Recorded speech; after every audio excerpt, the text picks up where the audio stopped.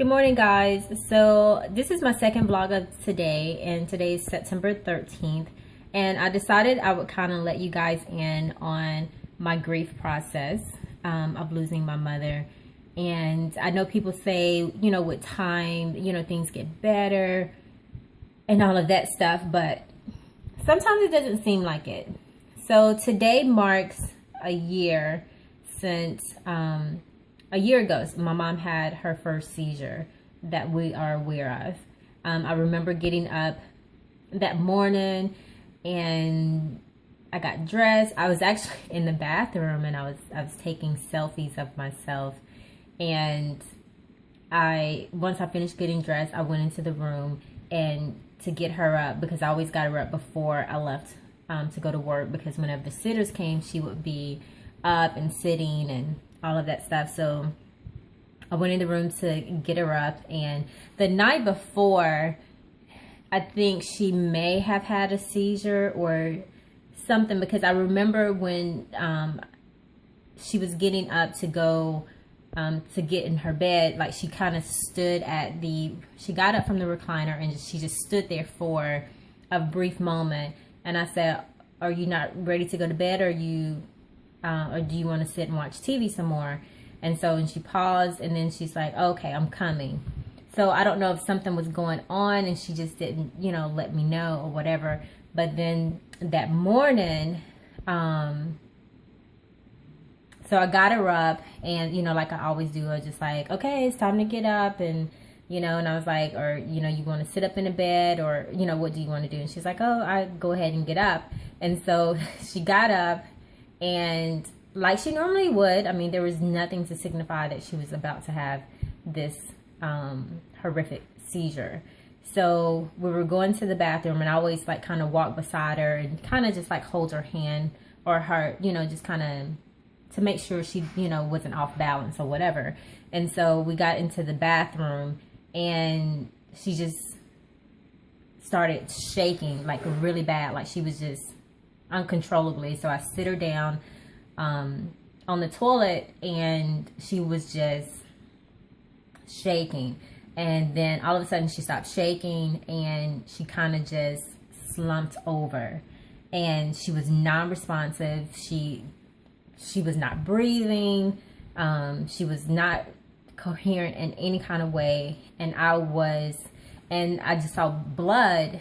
And I think in the process, she bit her tongue or whatever. So there was blood coming from like her mouth. And the only thing I can think of is she's had a seizure or aneurysm, and she's gone.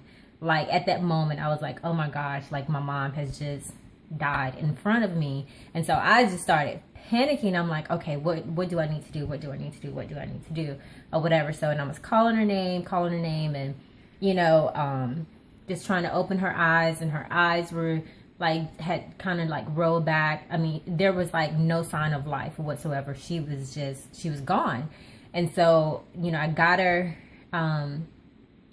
from the toilet, because I had set her down, because I didn't want her to fall and hit anything in the bathroom, to hit her head or whatever. So I just kind of got off the toilet, and I just laid her flat like on her back or whatever. And so I'm calling like 911 and telling them what was going on. So, and in the process, you know, I'm by myself, like my girls are here, and so I had them to like go like outside, because I didn't want them to see like what was going on. So my next door neighbor wasn't home, and I'm like, "Oh my gosh," or whatever. So the lady over the phone was telling me, "Okay, you do CPR, and I was like, I'm by myself. I need someone to help me or whatever." So I ran across the street to my other neighbor's house, and I knocked on the door really quick, and then she came, and we started administering CPR. And then by that time, my mom's care attendant came, and the ambulance was on their way. I was calling my sister from my daughter's cell phone, and then I called my friend. I was saying, you know, mom is gone, she's not breathing, she's, you know, whatever. I was just in a panic, because I've never seen anybody have a seizure before, and for her, she was just gone. My mom was gone, and CPR did bring her back. And I just remember just shaking uncontrollably and not being able to breathe, because I'm like, okay, what more could I have done? So got to the hospital, rode with my mom in ambulance, and she started coming to. Then we got to the hospital, the emergency room or whatever, and she just kind of came to, and she was like, we were crying. She was like, what are you guys crying for? And told her what happened, and she was like, I don't remember any of that, you know. And then it seemed like she had a stroke too, so got into the room or whatever, and so it was just, that day was just, it was Friday the 13th. It was like Freaky Friday. And so my mom's sisters and everybody came down or whatever. But I just remember that day feeling like I had just lost my mother. Like September 13th, 2013, like I lost my mother. And if it wasn't for knowing CPR and knowing, having people to help me. I want to okay, baby. Paint my nails. And then I think about, had I just got her up and put her, you know, had gotten her something to eat or whatever and left before the care attendant came, she would have the seizure, and there's no telling what would have happened. That probably would have been a day that we really lost her. So I was glad that I was here, but it was so traumatic for me. And there's times that I sit back and I just remember that day. And so I remember my mom, it was September 13th, and then it was September 27th when she got out of the hospital. She was like on the rehab floor for like 13, 14 days. Mama, where we going? Where we going? We're going to go to the store. So anyway, so this is like part of my grief process, things I haven't just really opened up to you guys about. But just to show you that sometimes it's really complicated, and there's days when I'm fine and, you know, it's acceptance, but the loss of your mother, you can never get over that. I don't care what time goes on, and I know this is still pretty new to me, but it's just something that I feel like I would just never get over. Yes, some days are better than others.